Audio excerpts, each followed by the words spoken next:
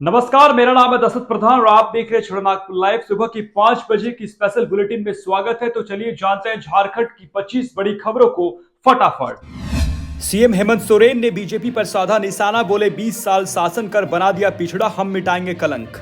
CM Hemant Soren ने BJP पर निशाना साधते हुए कहा कि झारखंड में शासन करने वाली पूर्ववर्ती सरकारों ने यहां के विकास के लिए कुछ नहीं किया।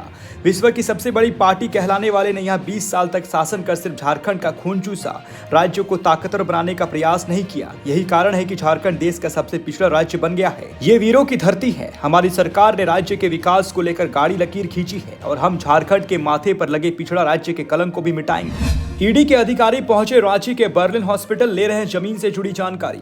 ईडी के अधिकारी मंगलवार को रांची के बरियातू स्थित बर्लिन हॉस्पिटल पहुंचे। बताया जा रहा है कि वे जमीन से जुड़ी जानकारी लेने पहुंचे हैं। आपको बता दें कि केंद्रीय एजेंसी ईडी के अधिकारी झारखंड में इन दिनों घोटाले समेत अन्य अवैध गतिविधियों की जांच को लेकर रेस हैं।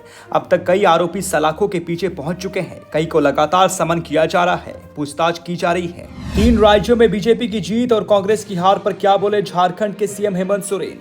3 राज्यों के विधानसभा चुनाव में बीजेपी की प्रचंड जीत के बाद बयानबाजी का दौर जारी है।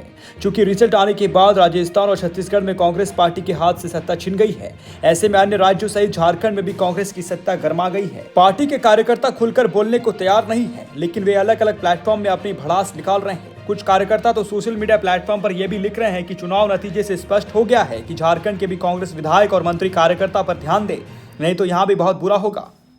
कार्यकर्ताओं का आरोप है कि कांग्रेस के कोई भी विधायक और मंत्री किसी भी कांग्रेस कार्यकर्ता को ना तो पहचानते हैं और ना फोन उठाते हैं, किसी तरह के काम करने की जहमत भी नहीं उठाते। इसका नतीजा 2024 में देखने को मिल सकता है।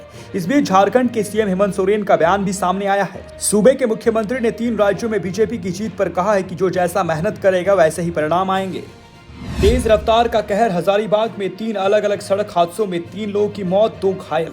हजारीबाग जिले के चरही थाना क्षेत्र के चरही ओवरब्रिज के समीप मंगलवार सुबह लगभग 6 बजे तेज रफ्तार में आ रहा कंटेनर अनियंत्रित हो गया और होटल के समीप खड़े 2 ट्रकों को पीछे से जोरदार टक्कर मार दी।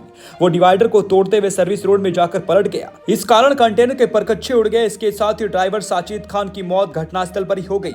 खलासी गंभीर रूप से घायल हो गया। चरही पुलिस ने जानकारी मिलते ही घटनास्थल पर पहुंचकर खलासी को कंटेनर से बाहर निकालकर तत्काल इलाज के लिए एम्बुलेंस के माध्यम से सदर अस्पताल हजारीबाग भेज दिया है। इसके साथ 2 अन्य सड़क हादसों में 2 अन्य की मौत व 1 घायल हो गया है। इस तरह 3 अलग अलग सड़क हादसों में 3 लोगों की मौत और 2 लोग घायल हो गए हैं। झारखंड में चक्रवात मिचौंग से 7 दिसंबर तक बारिश के आसार, किसानों को यह है सलाह। झारखंड में भी चक्रवात मिचौंग का असर दिखने लगा है। तमिलनाडु तट से टकराने के बाद मिचौंग आंध्र प्रदेश की ओर बढ़ रहा है। इसकी गति 90 से 100 किलोमीटर प्रति घंटा हो सकती है। इससे झारखंड में हवा का रुख बदल गया है।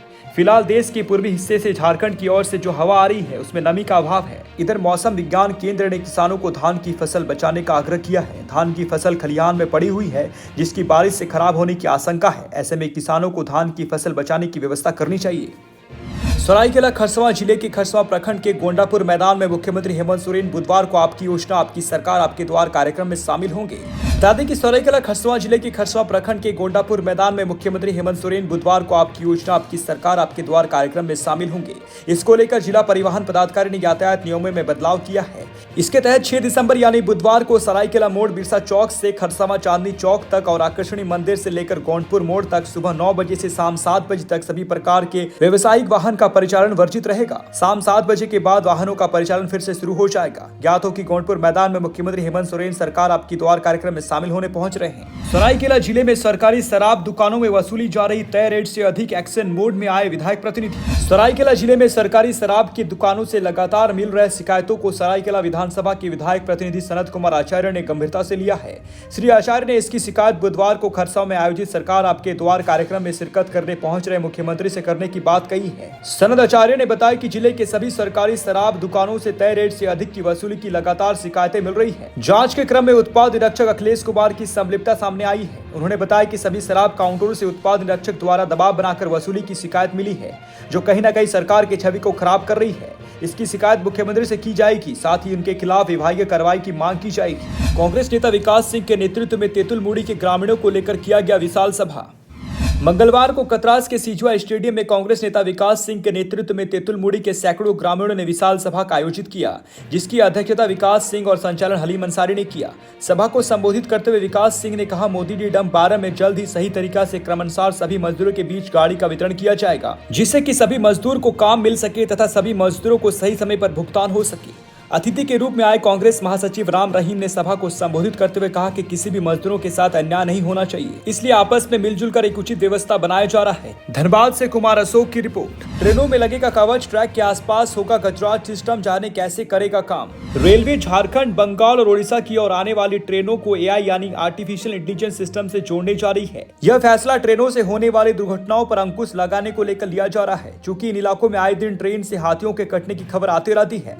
लगातार ट्रेनों से होने वाली दुर्घटनाओं रोकने के लिए कवच सिस्टम लगाने की योजना बनाई गई है। रेलवे ने बताया कि ये कवच ट्रेनों के बीच टक्कर को भी रोकेगी। मार्च 2025 तक कवच सिस्टम लगाने की योजना है। वहीं एआई आधारित सेंसर सिस्टम गजराज भी लगाया जा रहा है। गजराज सिस्टम 700 किलोमीटर के रेलवे लाइन में लगा दिया जाएगा। 7 से 8 माह के भीतर इसका काम पूरा कर लिया जाएगा, जिससे ट्रेनों से हाथियों के कटने की घटनाओं को रोका जा सकेगा। इस साल देने हैं 10 लाख आवास, 10 दिनों में ही आगे 8.18 लाख आवेदन। झारखंड सरकार ने राज्य के 8.5 लाख आवासहीन लोगों के लिए आबा आवास योजना आरंभ की है। इस योजना के तहत वर्ष 2025-26 तक सबको आवास देना है, जिसमें 3 कमरों का पक्का मकान होगा। राज्य सरकार ने इस वित्तीय वर्ष यानी 2023-24 के लिए 2 लाख आवास देने का लक्ष्य निर्धारित किया है। इसी दौरान 24 नवंबर से आपकी योजना आपकी सरकार आपके द्वार अभियान की शुरुआत हो गई है। इस अभियान में आवास के लिए भी आवेदन लेने के निर्देश हैं। पिछले 10 दिनों में रिकॉर्ड 8,18,951 आवेदन केवल अबुआ आवास योजना के लिए आए हैं। 60 लाख की लागत से किया गया था सौंदर्यकरण, टूट गई सीढ़ी, शौचालय भी हो गया जर्जर। शहरवासियों की मनोरंजन के लिए नगर परिषद के द्वारा पुरानी साहिबगंज स्थित केदवई पथ के पास 60 लाख की लागत से तालाब सौंदर्यकरण कार्य कराया गया था, जो अब बदहाल है। नमामि गंगे परियोजना के तहत कार्य कराया गया था। सीढ़ी टूटकर बर्बाद हो गई, लोगों को बैठने के लिए बनी कुर्सी टूट गई है। देखरेख के अभाव में शौचालय भी बर्बाद हो गया है। स्थानीय लोगों की मांग पर 2020 में नगर परिषद द्वारा पुरानी साहिबगंज की पूर्व दिशा में 60 लाख की लागत से तालाब सौंदर्यकरण का कार्य किया गया था। तुपुदाना में स्वामी प्रणवानंद जी महाराज के नए मंदिर का उद्घाटन, बच्चों को दी जाती है निःशुल्क शिक्षा। झारखंड की राजधानी रांची स्थित तुपुदाना में भारत सेवाश्रम संघ के संस्थापक स्वामी प्रणवानंद जी महाराज के नए मंदिर का उद्घाटन मंगलवार को किया गया। मंदिर के उद्घाटन में देश भर से करीब 150 संत पहुंचे थे। संघ के कार्यकर्ता गोपाल घोष ने बताया कि यहाँ स्वामी जी का प्राचीन मंदिर है, जिसका पुनर्निर्माण किया गया है। रांची के 8 लड़कियों का न्यू डीफेक वीडियो वायरल। आजकल डीफेक शब्द काफी सुर्खियों में है। डीफेक के मामले बढ़ते जा रहे हैं। सेलिब्रिटी से लेकर राजनीति क्षेत्र से जुड़े लोगों के आए दिन रियल वीडियो के चेहरे को दूसरे चेहरे में लाकर सोशल मीडिया में वायरल किया जा रहा है। सरकार द्वारा इस पर शिकंजा कसने के लिए भरपूर कोशिश की जा रही है।